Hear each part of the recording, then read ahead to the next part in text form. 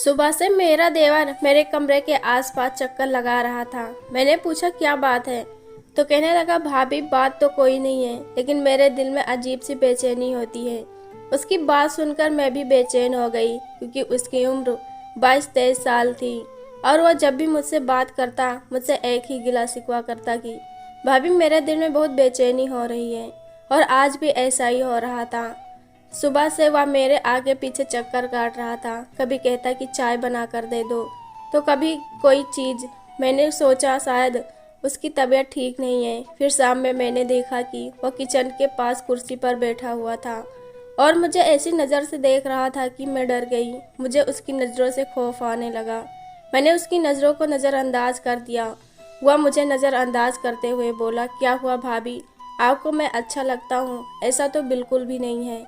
मैं आपको मोहब्बत की नज़रों से देखता हूँ। बस मैं उसकी बात सुनकर हैरान हो गई। देवर को मोहब्बत की नज़र से नहीं, इज्जत की नज़र से आपकी भाभी को देखना चाहिए। मेरी यह बात सुनकर अजीब से अंदाज में बैठ गया और खामोश हो गया। भाभी आपको क्या मेरी नीयत पर शक है? ऐसा बिल्कुल भी नहीं है। आप मेरी माँ जैसी लगती है और माँ से मोहब्बत भी की जा सकती है, और कुछ इज्जत तो लाजमी होती है, उसमें आपको कहने की तो ज़रूरत नहीं। अच्छा ठीक है, अब तुम ज़्यादा बात मत बनाओ। मैंने हाथ खड़ा करके उसे जाने का इशारा किया। वो कहने लगा, भाभी आप सोच लो, अगर मैं चला गया तो वापस नहीं आऊँगा। क्या मतलब वापस नहीं आओगे? तुम जा रहे हो, कमरे में जा रहे हो? ये बात सुनकर वह अजीब से अंदाज में सर हिलाया और बोला, हाँ ठीक है, मैं अपने कमरे में ही जा रहा हूँ, लेकिन याद रखना आप भी बहुत पछताएंगे। उसकी यह बात ने मुझे परेशान करके रख दिया था, लेकिन मैं बोली कुछ नहीं, क्योंकि मैं अपने देवर से मोहब्बत भी करती थी और उसे छोटे बच्चों की तरह मानती थी। मेरे शौहर नदीम ने मुझे खास करके ये कहा था कि मैं उसके भाई का ख्याल रखूं, इसीलिए मैं अपने देवर की किसी भी बात पर नाराज़ नहीं होती थी। लेकिन फिर रात का वक्त हो गया। मेरे शौहर घर नहीं आए थे। वो कह रहे थे कि मैं 2 दिन बाद वापस आऊँगा, रात में मीटिंग है। वह शहर से बाहर चले गए थे। रात के 10 बजे मुझे अजीब सा लगने लगा, क्योंकि पूरे घर में सन्नाटा छाया हुआ था और कहीं एक दो आवाज़ भी आ रही थी। मेरे तो हाथ पैर कांपने लगे। शौहर घर पर होता था तो कभी भी मुझे इस डर का एहसास नहीं होता था, लेकिन आज मैं अकेली थी तो मुझे बार बार अपना आप तन्हा, अकेला और बेसहारा महसूस हो रहा था। फिर मैंने सोचा कि मेरा देवर तो घर में है, जवान मर्द है, अगर कुछ होगा तो वह संभाल लेगा। लेकिन बात तो यह थी कि मैं अपने देवर के बारे में कुछ भी नहीं जानती थी। मुझे यहाँ आए हुए 1 महीना ही हुआ था। मैं इस घर के बारे में ज़्यादा नहीं जानती थी। फिर मुझे अपने देवर का ख्याल आया कि वह कल शाम से नज़र नहीं आया।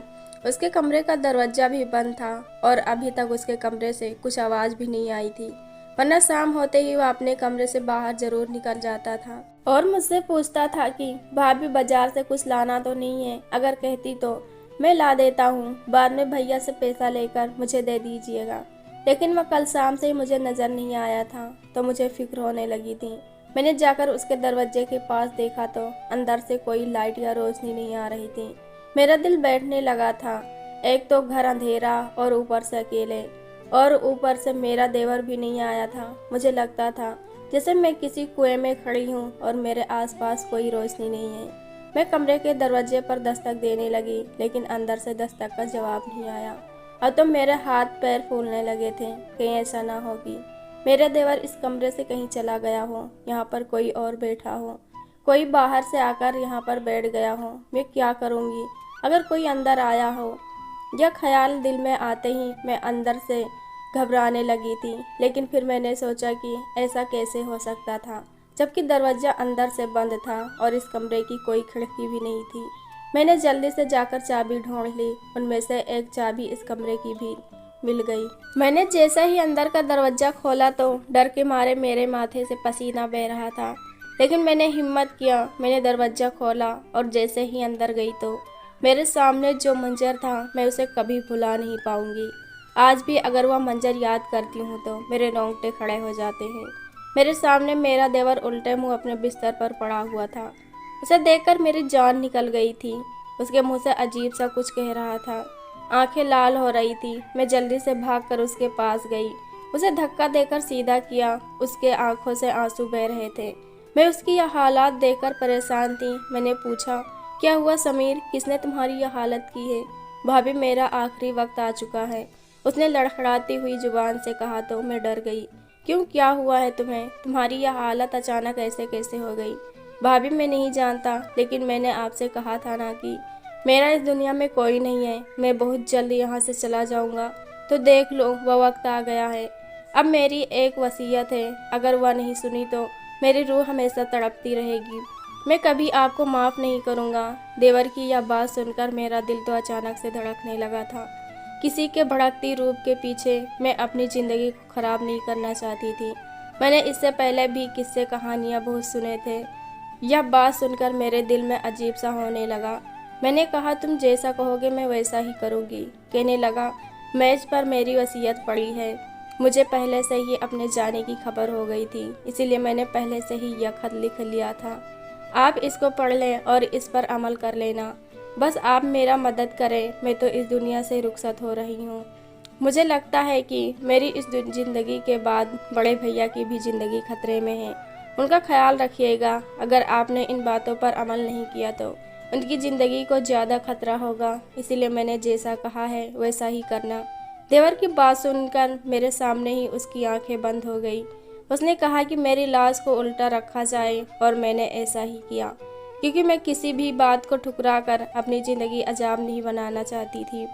फिर मैंने टेबल पर पड़े जो खत को देखा। उसमें जो बातें लिखी हुई थी वह मेरे लिए नाकाबिले तारीफ थी, लेकिन मैं क्या भी करती, एक मुर्दे की वसीयत को कैसे ठुकरा सकती, क्योंकि वह आपको अपने आखिरी वक्त में भरोसा करके जाता है। आप उसकी बात का मान न रखें तो आप हमेशा के लिए खुद के ही कोसते रहते हैं। खत में लिखा था कि भाई के आने से पहले मुझे दफना दिया जाए और मेरे जनाजे में किसी को भी ना शामिल किया जाए, और मेरे कफन को बाजार से ना लाइएगा, बल्कि आप जिस चादर का इस्तेमाल करती हैं उसी में दे दीजिएगा।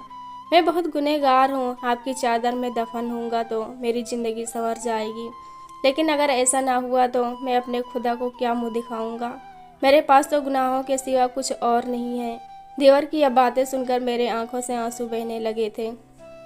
उसने मना किया था कि किसी को भी उसके मौत के बारे में नहीं बताना।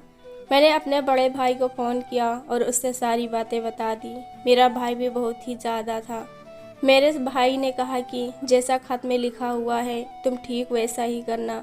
ऐसा ना हो कि तुम कोई बात करो और फिर वह बात तुम्हारे हक में ना हो, मतलब तुम्हारे साथ ऐसा कोई वैसा मामला ना हो गया हो तो फिर हम कहाँ मुँह दिखाएंगे। तुम्हें पता तो है कि छोटी बहन पर भी कुछ ऐसा ही एक बार हो चुका है।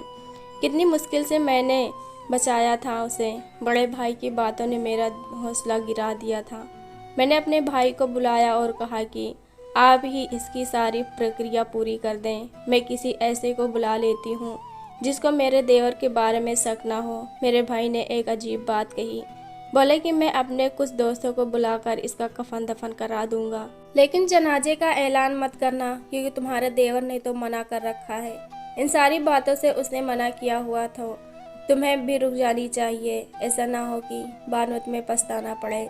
अपने भाई की बातों में मैं चलते चलते जी भूल गई थी कि इंसान को हर चीज़ दूसरे की मर्जी से नहीं। बहरहाल मैंने अपने भाई से कह दिया और उसने पूरा काम कर दिया, और बात के मुताबिक मैं जिस चादर पर नमाज पढ़ा करती थी वह चादर उसको दे दी। वो चादर जब उसने पहना तो मुझे खुशी भी हुई थी और दुख भी। आज तक मैंने उस चादर को किसी को भी हाथ लगाने नहीं दिया था। यह वह चादर थी जिसमें मैं किसी को हाथ लगाने ही नहीं देती थी। मेरी माँ की दी हुई चादर थी और बड़ी मुश्किल से मैंने उसे संभाल कर रखा हुआ था। इस पर तुम नमाज पढ़ना और यह तुम्हें हमेशा बला मुसीबत से बचाएगा। मैं इस बात को भी याद कर चुकी थी और ना ही मैं इस बात को बोली थी, लेकिन मैं क्या करती, मुझे अपने देवर की बातों पर अमल करना था।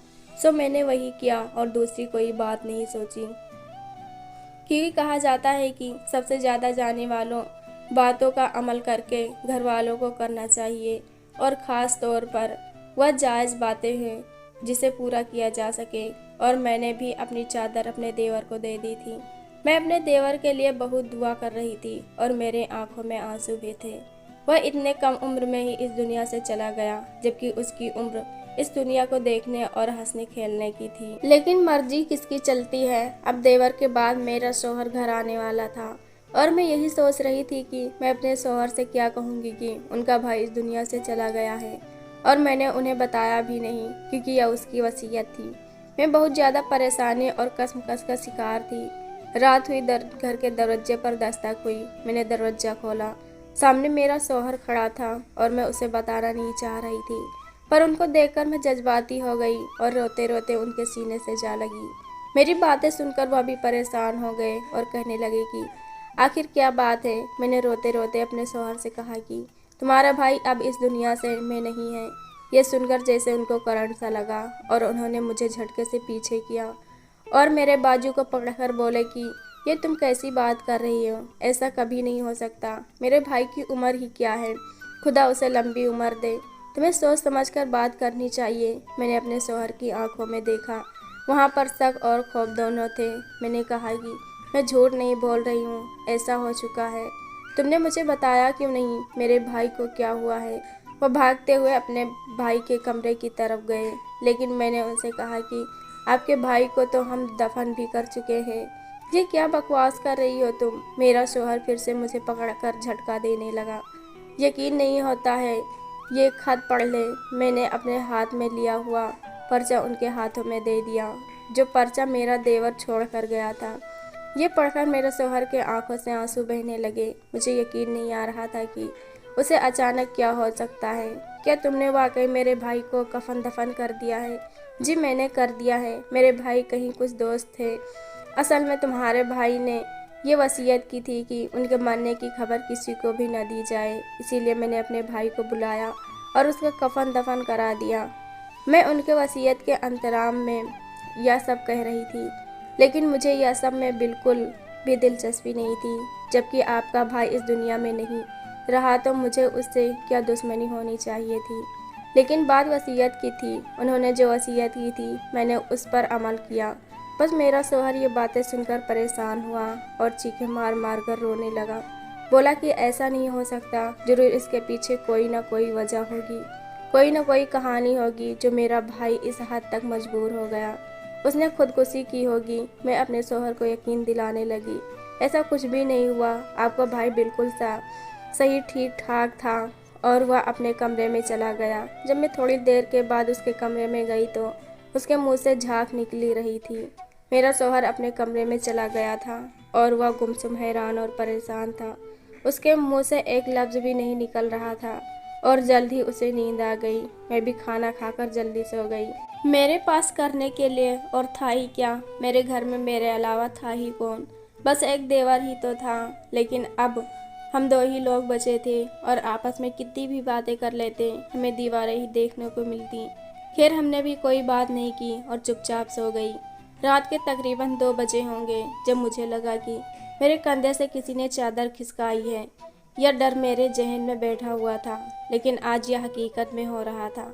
मैंने बार बार खुद को चादर से ढकने की कोशिश की, लेकिन बार बार मुझे कोई खोल देता था। मुझे लगा कि शायद मेरा शौहर ऐसा कर रहा है, लेकिन वह तो सो रहे थे। मैं तो हैरान परेशान थी और डर से कांप रही थी कि ऐसा कैसे हो सकता है, जबकि मेरे घर में कोई नहीं था। फिर ये क्या था? आखिर यह था तो क्या था? मैं कुछ नहीं समझ पा रही थी, जबकि घर में तो मैं और मेरा पति था। पता नहीं क्या था, मैं कुछ समझ नहीं पा रही थी और अंदर ही अंदर घुटन महसूस कर रही थी। आखिर उसके भाई को यह बताना ही था और मैं दिल से सुकून थी। लेकिन फिर मेरे आँखों में नींद ऐसी आई कि मुझे कुछ होश न रहा। जब मेरी आँख खुली तो मैंने देखा कि सुबह हो चुकी है और तकरीबन 8 बज चुके हैं और मैं अभी तक सो रही थी। मेरा शौहर उठकर ऑफिस की तैयारी कर रहा था और वह पहले से भी नॉर्मल लग रहा था। मैं अपने शौहर को देखकर हैरान थी। उनकी आंखों में मेरे लिए नफरत सी थी। आपको क्या हुआ है? मैंने डरते डरते उनसे पूछा।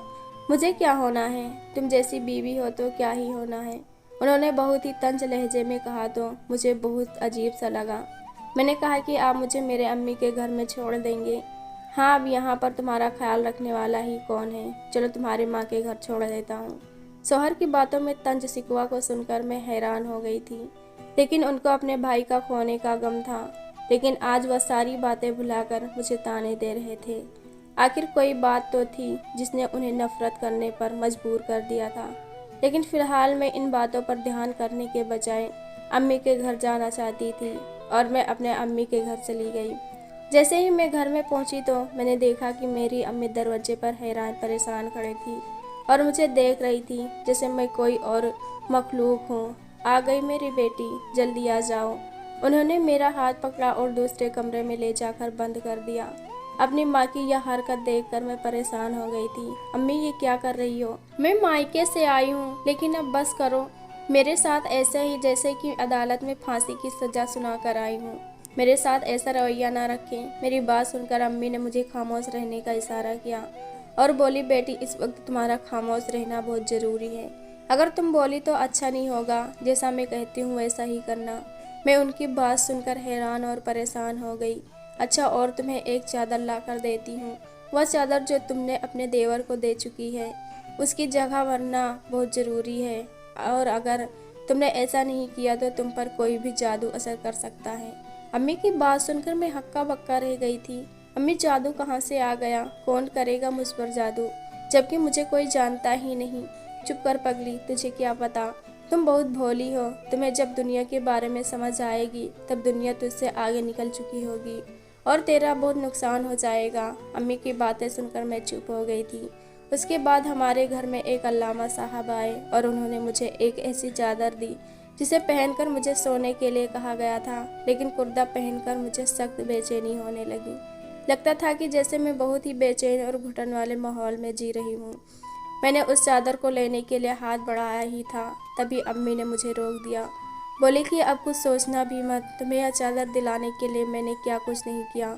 उसके बाद जो हुआ तो उसने तो मेरी आंखें ही खोल दी, बल्कि उसने हमेशा के लिए मेरा जीवन खोल के रख दिया था। मैं रात के 2 बजे अपने घर से निकली। मुझे लग रहा था जैसे कोई अनजानी ताकत है और मुझे अपनी ओर खींची जा रही है। चलते चलते मैं कब्रिस्तान के अंदर चली गई। कब्रिस्तान के अंदर एक खिड़की थी जिसका दरवाज़ा खुला हुआ था, जिसे देखकर मैं हैरान रह गई। वहाँ पर एक आदमी बैठा हुआ था और वह कोई और नहीं बल्कि मेरा देवर था, जो अपने मरने का नाटक कर रहा था, सिर्फ इसलिए कि वह मेरी चादर को हासिल कर सके। लेकिन यह बात मेरे शौहर और मेरे अम्मी को पता थी। अम्मी ने यह बात मेरे शौहर को बता दी थी और शौहर के साथ साथ मुझे मेरे देवर के ड्रामे का भी पता चल गया था। मेरे भाई ने जाकर अम्मी को सब कुछ बता दिया। वह मेरा चादर लेकर मुझ पर काला जादू करना चाहता था, लेकिन यह दांव उसका उल्टा पड़ गया और खुद उसे ही अपने भाई के घर से निकलना पड़ा। उसकी होशियारी में वह खुद ही फंस गया था। अब ना तो वह घर वापस आ सकता था और ना ही अपने भाई के साथ में रह सकता था। शायद इसीलिए कहते हैं कि लालच बुरी बला होती है। दोस्तों, यह कहानी कैसी लगी कमेंट करके ज़रूर बताएं। वीडियो को लाइक करो, चैनल को सब्सक्राइब करो। हम ऐसी कहानी आपके लिए लाते रहेंगे। धन्यवाद।